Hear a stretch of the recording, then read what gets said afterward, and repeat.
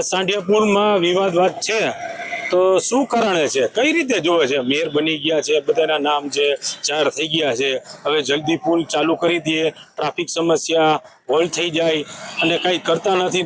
જે ટ્રાફિકની તકલીફ છે, આ તડકો છે, આ પબ્લિક હેરાન થાય છે, તો કેમ એનું ઓપનિંગ નથી કરતા? શું કારણે વિવાદ છે? અંદરો અંદર છે, બહાર છે, શું છે? પબ્લિકને હેરાન ન કરો અને જલ્દી આનું ઓપનિંગ કરો અને જલ્દી સાંઢિયા પુલ ચાલુ કરો. તો નીચાવાળો વિસ્તારને તકલીફ પડે છે, ફરીને જવું પડે છે, ટ્રેન આવે, ફાટક બંધ હોય, આજુબાજુમાં અસ્તારજ, બજરંગવાડી, હમેશ્વર બધાને બહુ તકલીફ પડે છે અને બહુ સમસ્યા છે. હવે આ 2-2.5 વર્ષની માથે થયું, હવે બધાનો નિર્ણય થઈ ગયો તો પણ કેમ પુલ ઓપનિંગ નથી કરતા, પુલ ચાલુ નથી કરતા? જે પણ પ્રોબ્લેમ હોય પબ્લિકને જોઈ અને પુલનો નિર્ણય લ્યો અને જલ્દી પુલ ચાલુ કરો. મેયર સાહેબ થઈ ગયા, બધા નિર્ણય આવી ગયા, બધાને હોદ્દો આપી દીધો, પણ શું મેયર સાહેબ આપણે મુહૂર્ત જોવે છે?